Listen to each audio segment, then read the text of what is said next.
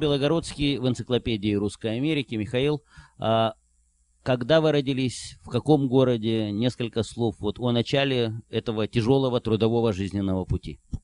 Родился я в Симферополе в 83 году, жил там до 11 лет, в 95-м мы уехали, через Петербург приехали в Америку, я приехал с мамой и бабушкой, папа остался на Украине и потом уехал в Германию. Приехали мы, я пошел здесь в среднюю школу. В Нью-Йорке? Да, в Нью-Йорке. Пошел в среднюю школу, там был в русском классе, было много русских друзей, с английским было трудно. Потом пошел в американский класс. Даже в школе было с английским трудно? Да. Все говорили по-русски? Все говорили по-русски, в том-то и дело. Сколько же было в классе учеников? 35, все русские, учительница русская. Это в Бруклине? Это в Бруклине, Сетлоу, да. Сетлоу школа называется. Мы думали, что нам помогает, но оно не сильно помогало, но все-таки вышли из этого класса, какой-то левел английского нашли для коммуникального образования дальше, и пошли в американский класс, и там я уже начал. Это уже в high school? Но это уже в 8 классе. В 6 и 7 я был в русском классе, а в конце 7 я пошел в американский. И в 8 классе я уже был с американцами, у меня были американские друзья, и потом начал... А как это возможно? 6 и 7 класс в американской школе, и преподаватель русский язык преподает? Ну вот так вот было. То есть все предметы у вас были по-русски? Все предметы были по-русски с переводом. Да, но математика там была по-русски, да. Это очень необычно. Или это обычно для Бруклина? Я не знаю, как сейчас, но мне кажется, что отменили это. Отменили, сейчас уже стараются. То есть это нельзя ведь сказать, что это пошло на пользу? Жить-то потом в Америке, говорить по-английски? Это помогло, когда мы первые дни приехали. Да, помогло ассимилироваться в школу, в американскую школу. Но долго это не помогало. То есть были там у нас студенты, которые были там по 2 года в этом классе, и это, конечно, не помогало. Кстати, вот поскольку мы заговорили о Бруклине, о школах, высокий уровень хулиганов, хулиганства, бандитизма? Нет, я бы не сказал. В школе нет, да? Сказать, чтобы студенты страдают из-за этого, нет. То есть, да, хулиганы тоже учатся и ходят в школу, но большинство бандитизма происходит после учения. Вы закончили школу в Бруклине. Дальше? Потом я поступил в колледж, John Jay College of Criminal Justice. Это одна из самых лучших школ криминологии в стране, в Манхэттене. Это университет города Нью-Йорка. Проучился там я 4 года и поступил в полицейскую академию. А почему именно этот путь вы выбрали? Раньше я хотел пойти в ФБР, я знал, что мне такой путь нравится, я хотел что-то иметь с с law enforcement community, но я не был уверен, в какое агентство, в какое управление я бы хотел поступить. Когда я пошел в John Jay College, я там взял пару предметов, я больше узнал про ФБР, про штатные управления, городские управления, повстречался с агентами ФБР, с нью-йоркской полицией. Я подрабатывал в городской полиции 2 года, когда я был в университете. Они мне даже за это заплатили, за колледж, за университет последние 2 года. И решил, что полиция хотя бы для начала для меня. А почему, на ваш взгляд, люди идут в полицейские? Вот существует несколько мнений. Допустим, человек, имея власть, которая обеспечивает ему государство, это уже зависит от внутренних желаний человека, он чувствует, что он сильный, он может приказывать, он может наказывать и так далее. Есть люди, которые идут, потому что они хотят порядок навести на улицах, допустим. Есть люди, которые говорят, неплохие зарплаты, потом хорошие бенефиты и так далее. Ну вот я перечислил несколько. Все это возможно, я понимаю. Но, на ваш взгляд, одна из главных причин, почему вот люди вашего круга идут в полицию? Чтобы помогать людям. То есть это реально вот такая гуманная идея? Да, да.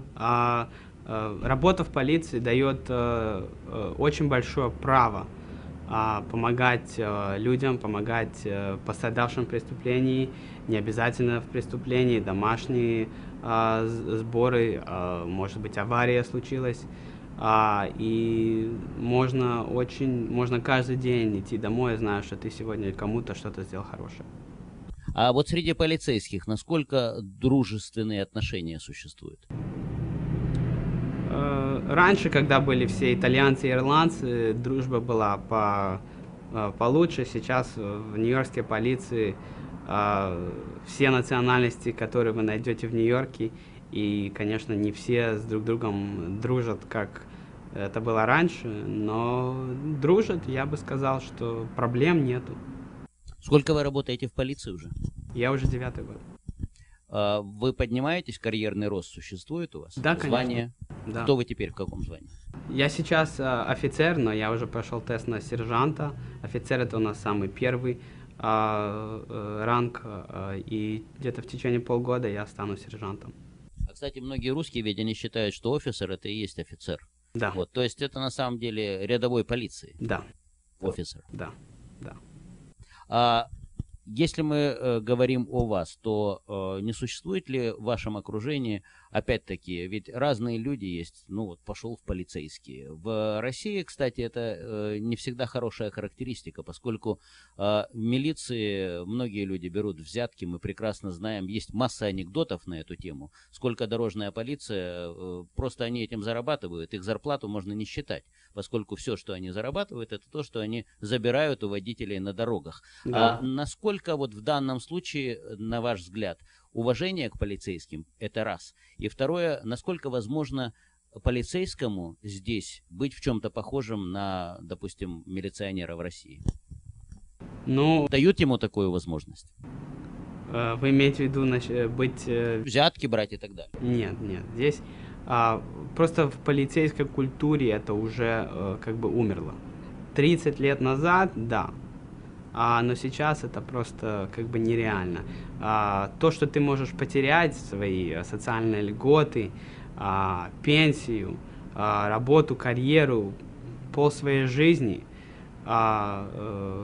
которую ты начал как бы в одну сторону, это просто стоит миллионы, понимаете? То есть за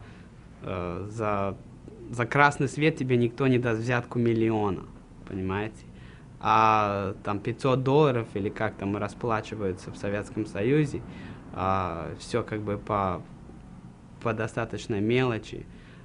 Здесь это просто уже нереально, никто даже не думает. При том же, да, если кто-то попробует дать полицейскому взятку, то этот арест за то, что ты пытаешься дать нам взятку, это очень хорошо выглядит для твоей карьеры. И тебе это только будет хуже. Так что... То есть получается, что здесь созданы такие условия, что ты теряешь свое будущее, да, если тебя поймают. Да. А какова вероятность того, что поймают? Существуют ли проверки вот в данном случае полицейских на то, что взятки там и так далее? Да, у нас очень в полиции города Нью-Йорка, например, самая сильная внутренняя служба. Там почти 1000 человек, сержантов, лейтенантов, которые смотрят вот за таким. И они очень бы хотели бы найти того полицейского, который берет взятку. Так что они делают всякие подставки, просто посмотреть, как ты себя ведешь. Они бывают, сами арестовывают криминалов, узнать, если они кого-то знают из полиции, кто берет взятки. То есть столько разных программ, секретных программ, по которым они делают нам как бы барьеры, чтобы вообще никакого не было даже мысли это. И мы про это знаем, и мы это уважаем, и мысли даже нет уже. Ну вот была песня «Наша служба и опасна и трудна». Был такой сериал в Советском Союзе. Насколько опасно быть в Нью-Йорке полицейским? Ну, это в Нью-Йорке, я бы не сказал, что самая опасная полиция в Америке, но в этом году, например, конечно, была одна смерть полицейского в городе Нью-Йорке. Это было не очень умысленно, как, например, когда стрельба Руслана Тимошенко, например. Но все-таки унижается преступность против полиции, но Уменьшается. уменьшается, да. Да. Когда мы говорим о том, что полицейский должен быть сдержан и так далее, возникает у вас вообще желание иногда во время ареста, там, когда вам хамят и так далее, вот, ответить как-то по-человечески, по-мужски? У меня, честно, редко. Я довольно, даже я бы сказал, слишком терпеливый. Но у многих, да, у многих такое желание есть. И иногда получается это желание реализовать? Ну, если ты с кем-то борешься, например, то ты имеешь право пользовать свою физическую силу. Оружие не имеешь пользовать, но физическую силу, да. Но как только он в наручниках, все. Полицейский — это профессия. А что у вас в жизни, вот кроме того, что нужно выходить на работу? Я так понимаю, что вот вы мне только что рассказывали перед тем, как вот в это интервью войти, вы говорили о том, что если уже арест получается, то потом можно сидеть часами, поскольку судья должен вынести какое-то решение, то есть это уже то, что называется сверхурочный, овертайм, то есть вы не всегда принадлежите себе. Как ваша жизнь складывается вне вашей работы? В Бруклине арест, например, это очень долгий процесс.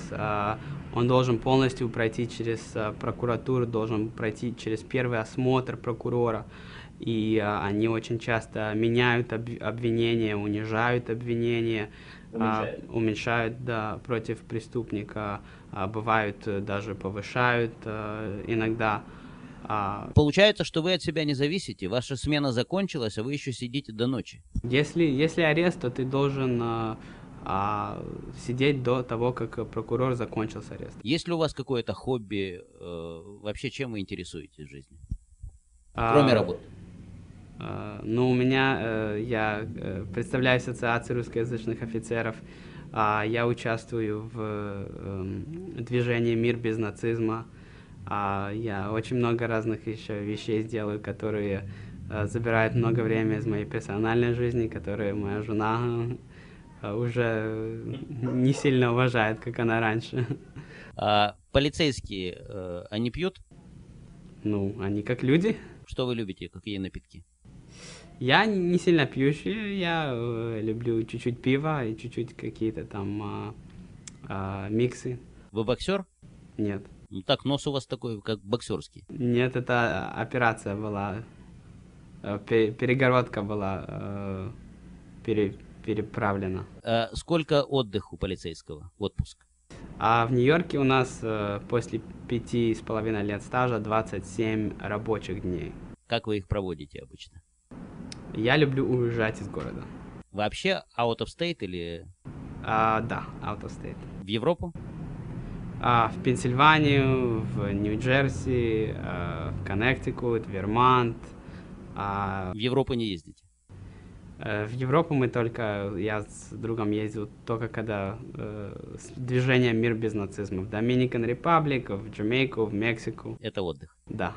Большое спасибо за интервью. Мы желаем вам и хорошей работы. Вот главное, действительно, чтобы это все было как можно безопаснее, не только для вас, но и для всех, для нас. И хорошего отдыха. Спасибо.